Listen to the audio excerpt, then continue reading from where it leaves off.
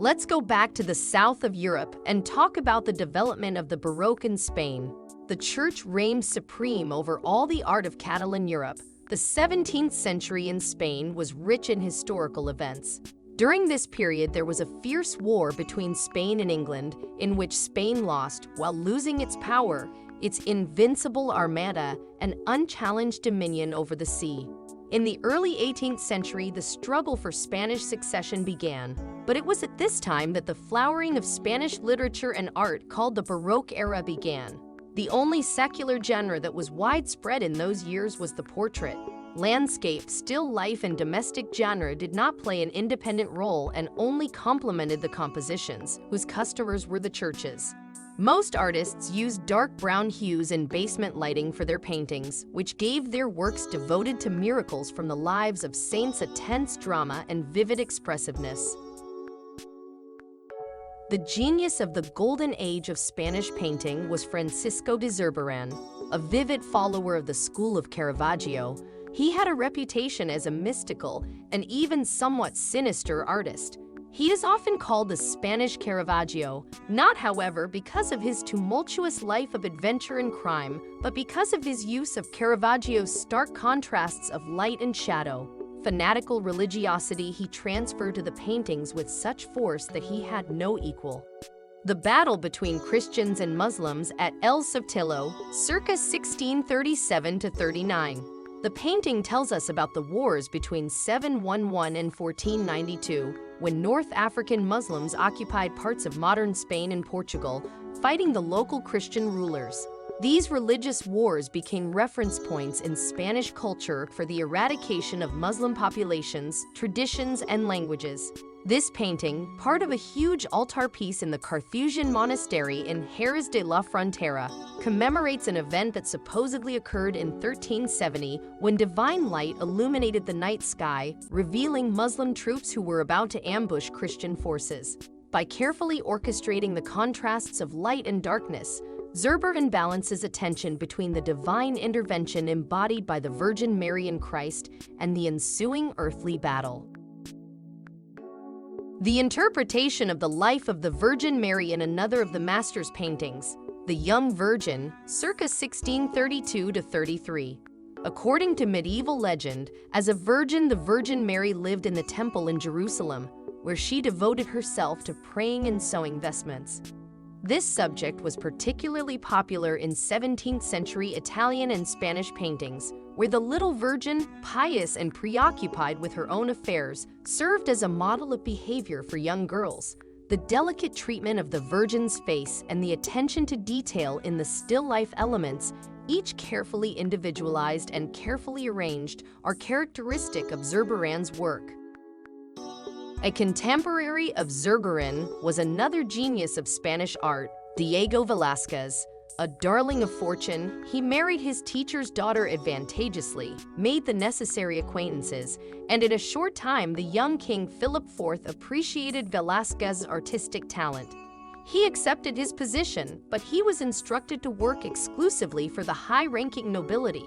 In addition, Velázquez's dizzying rise forced other aspirants to constantly build intrigues against him. There is an interesting portrait of the king in the Metropolitan Collection. Philip IV, 1605–1665, King of Spain. 1624, the picture is distinguished by the asceticism of the image, different from the rich court paintings of past times. This is a copy executed in 1624 by the artist and commissioned by the court Don Garcia Pérez de Aracil. The original, now in the Prado, is different since Velázquez later altered the first version. The painting in the collection is valuable as a new style of inaugural portrait, a symbiosis of power and piety.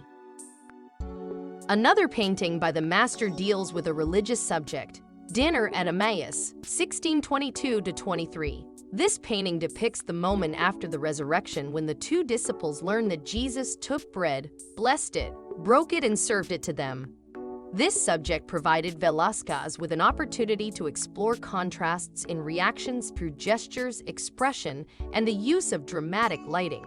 There are no genre paintings of the master in the museum's collection, and we will examine his work as a portraitist in more detail in the portrait section. But we cannot get past Velázquez's portrait of Juan de Pareja, circa 1608 to 1670. Velázquez most likely painted this portrait of his assistant in Rome in the first months of 1650. Pareja's portrait bore such a striking resemblance to the original and at the same time showed him in such a true light that Italians recognized Velázquez's great skill. Customers reached out to him, and the main confirmation of his success was the invitation to paint the most influential man in Italy, and possibly in Europe, Pope Innocent X.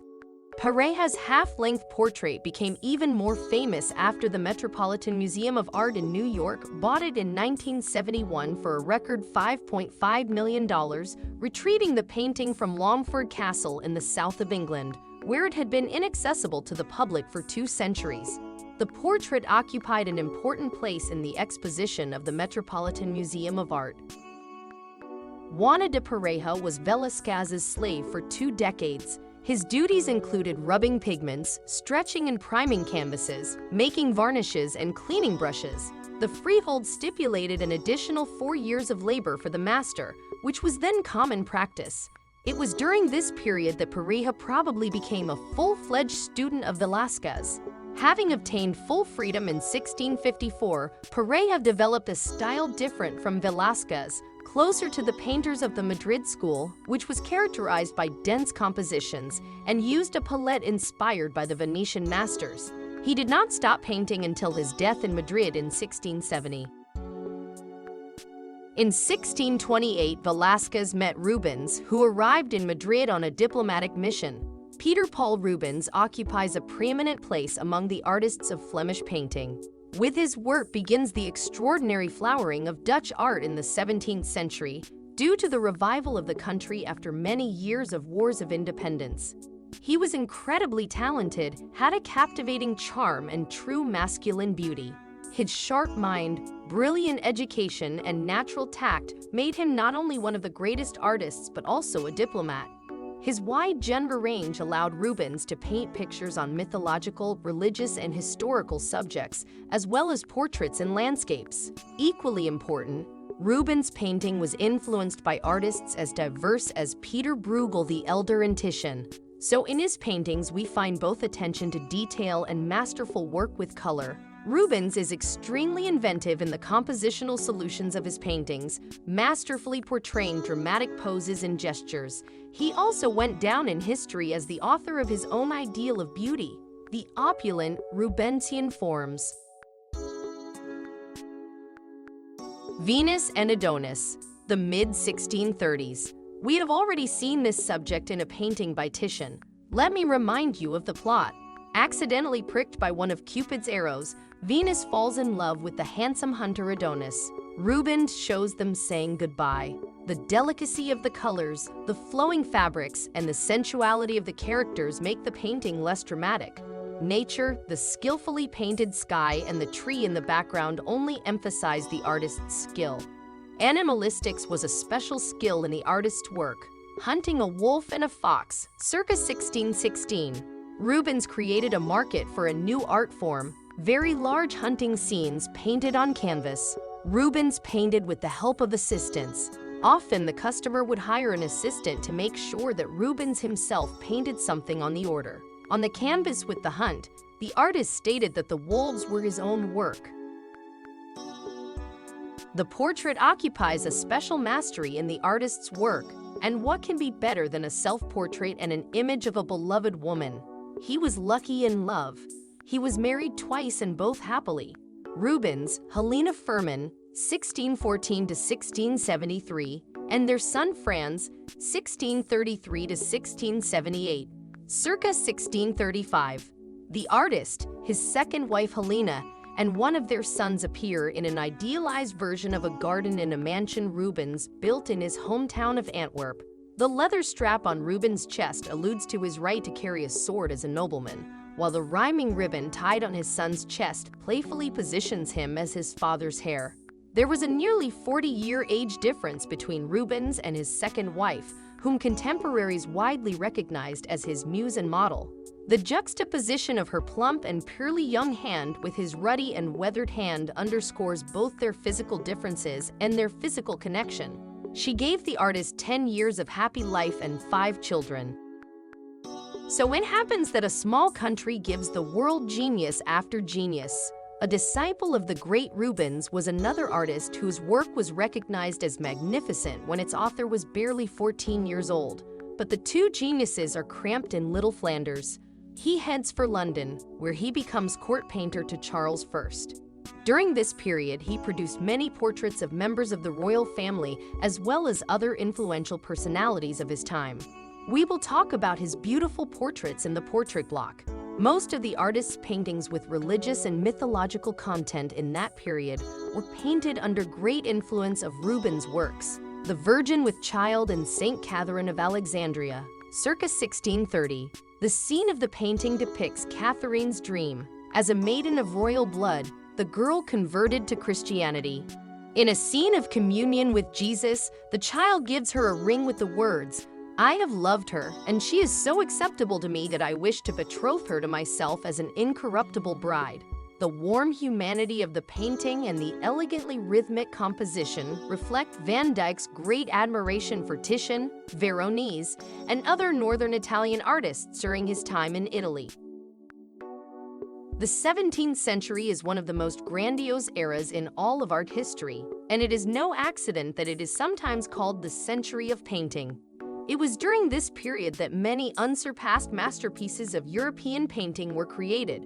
The main thing in this unprecedented flowering of art is the previously unthinkable expansion of the possibilities of painting, the active attitude of artists to reality, the depth of their psychological penetration of the inner world of man.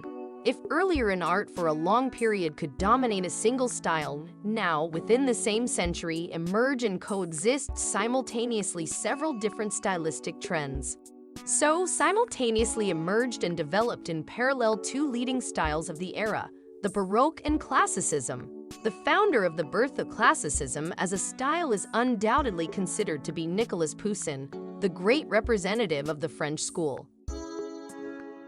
He learned from the works of the masters of the Renaissance. The artist drew inspiration from the works of classical and modern poets, theatrical performances, philosophical treatises, and biblical themes. But even canonical subjects allowed him to portray the reality around him, filling his canvases with impeccably executed characteristic images, landscapes, and plans. One of the paintings in the museum's collection is The Abduction of the Sabine Women, 1633-34. According to Roman mythology, Rome lacked women. The Sabine women were invited to the feast to solve this problem. In the painting, we see the plot of the kidnapping of young beauties in order to marry them. When the Roman leader Romulus raised his cloak, his soldiers seized the women. This dramatic story gave Poussin the opportunity to demonstrate his mastery of gestures and poses, as well as his knowledge of ancient sculpture and architecture. The painting belonged to Marshal de Crécy, who was French ambassador to Rome from June 1633 to July 1634, and then to Cardinal Richelieu.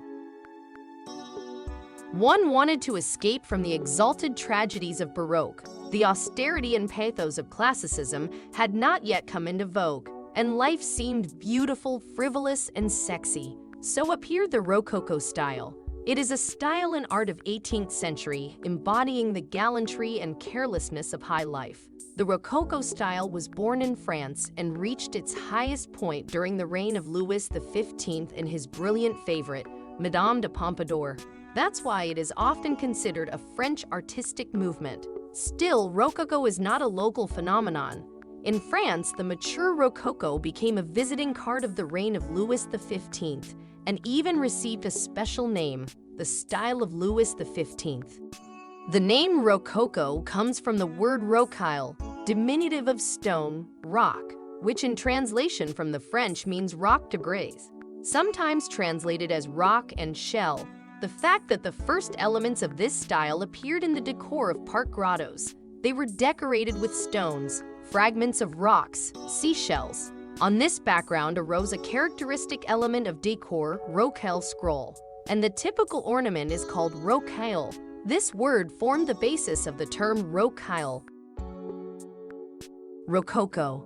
The Rococo is sometimes considered a continuation of the Baroque, but such a view is perhaps too simplistic.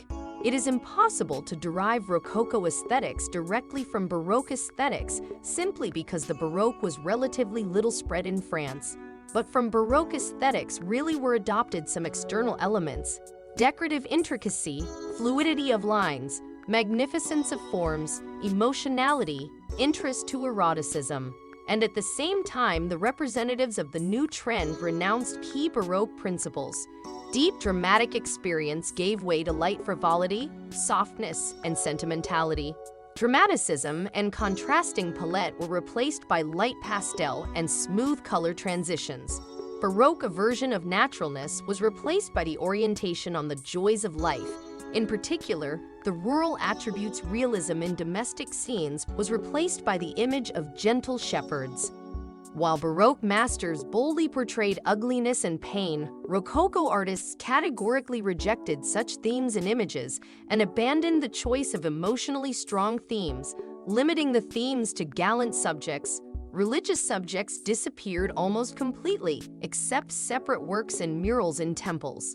Emotionality was completely different from that in Baroque. It had neither brokenness nor exaltation, it was more sentimental. And even eroticism was not like the joyous and juicy Baroque eroticism, it was playful, frivolous, and spicy. Let's get acquainted with the works of Jean-Antoine Watteau, an outstanding French painter and draftsman of the early 18th century, the founder of a new genre of gallant celebrations, which became a prologue to the appearance in European art of the Rococo style.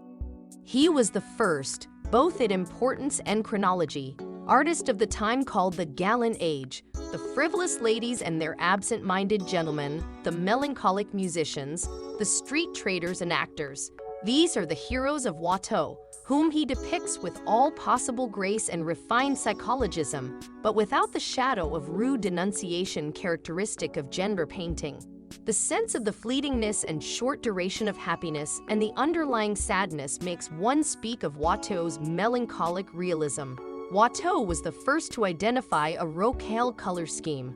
Avoiding contrasting combinations and local colors, he created a special shimmering texture. The work of Antoine Watteau is now recognized as one of the pinnacles of 18th century art. Mezzotint, circa 1718-20. Mezzotint from Antoine Watteau's painting is one of the characters of the Italian comedy dell'arte. He is not as widely known as Pierrot, Louvre, Paris. Mezzotint is the opposite of Pierrot. Mezzotint is cheerful. Pierrot is sad. Pierrot is defenseless. Mezzotint is cunning and will fool anyone. Pierrot suffers forever from loneliness and unrequited love, and Mezzotint is a ladies' man and a schemer. However, in Watteau's painting, Mezzotint has something in common with the perpetually rejected Pierrot. Connoisseurs believe that Mezzotint sings a song to his guitar about his bitter, unrequited love. This situation is presented by the artist with a remarkable irony that excludes any melodramaticism. At the back of the canvas, in the bushes, we see someone's back. This is probably the object of Mezzotint's sorrows, but perhaps it's just a statue. Mezzotint's hands are a complete work of pictorial art. The long fingers are thinning toward the tips. The swollen veins and tense joints are finely and accurately traced. We even seem to see the movement, the nervous scrambling of the fingers over the strings. The illusion of reality is very strong. Few people have painted the hands as perfectly as Watteau in this painting. The most famous artist of the Rococo style was undoubtedly François Boucher. In addition to painting, he worked in all kinds of decorative and applied arts. He created cartons for espaliers, drawings for Sèvres porcelain, painted fans, performed miniatures and decorative paintings. In the reign of Louis XV, the aristocracy proclaimed a course on hedonism. These sentiments are perfectly reflected in the famous phrase, "After us the deluge," attributed to the favorite of the monarch, the Marquise de Pompadour. As a result, secular life was concentrated in elegant drawing rooms and salons, rather than in the vast halls of Versailles, and art was set on a course toward decoration, refinement, playful forms, fragility, poetic melancholy, and even a certain affectation. Toilet of Venus, 1751. Boucher painted this painting for Madame de Pompadour, the powerful official mistress of Louis XV and Boucher's most significant patroness from 1747 until her death in 1764. It originally decorated the bathing suite, a luxurious suite of 3 rooms, at the Pompadour de Bellevue Chateau. The construction of the chateau made Madame Pompadour the principal commissioner of Rococo painting and sculpture. For the subject, which became synonymous with both Boucher and Pompadour, the artist developed a summary of the key features of the movement: frank theatricality, voluptuous flesh, and an asymmetrical deployment of sumptuous furniture, fabric, flowers, and pearls. Boucher creates a fashion for idealized peasant life, the shepherd's idyll, 1762, and a 1768 canvas of the laundresses were probably commissioned by Rosalind d'Oivry for the Château de Hassenville. Late in his life, Boucher painted many large decorative canvases, often selecting motifs from other paintings and drawings of earlier works by Boucher. Another serious name in the non-serious Rococo style is Fragonard Jean-Honoré, 1732 to 1806, French painter and graphic artist. For many years, he was director and curator of the National Museum of France, the Louvre. Continuing the tradition of Rococo art, the French painter achieved a special penetration in recreating lyrical scenes of everyday life, the sphere of intimate human feelings, and the poetry of nature. The artist's works, full of reverent emotionality, sensual tenderness, a feeling of joy of being, are distinguished by refined decorative coloring, ease of pictorial manner, smooth compositional rhythms. The artist sought to convey the intense colorfulness of the real world, loved the warm golden gamut, the play of light. Fragonard was a master of fleeting sketches from life. In his portraits, Fragonard sought to capture the creative impulsiveness, mental agitation, the passion of experience, which should inevitably pass into action, take you beyond the ordinary, from the intimate sphere of life. The French artist boldly destroyed the canons of aristocratic portraiture of the 18th century. Portrait of a Young Woman, 1770s. Like many of Fragonard's most attractive figures, this painting may be a portrait or an imaginary figure. In either case, the artist takes the opportunity to demonstrate his technique of applying subtle glazes of warm tones. The flowing strokes that connect adjacent forms are particularly noticeable in the lower part, where the fingers and drapery seem to merge with one another. These technical features are further enhanced by the hint of wind that develops the young woman's powdered hair over her shoulder. And how not to leave out the Rococo style of love. Love letter, early 1770s. This painting should not be read as a portrait, but as a generous scene that raises a key 18th century theme, a love letter, in which appreciation of the work lies not so much in how Fragonard paints, but in what he depicts. Here, over a brown tone, Fragonard seems to sketch with the tip of his brush vigorous strokes of varying thickness, capturing the sunlight hitting the center of the canvas, along a woman's bonnet, powdered face, flowers, dress, and dog. Everything is pleasant and lusciously sweet, love and variations on the theme with a certain understatement and intrigue. What to do? The French.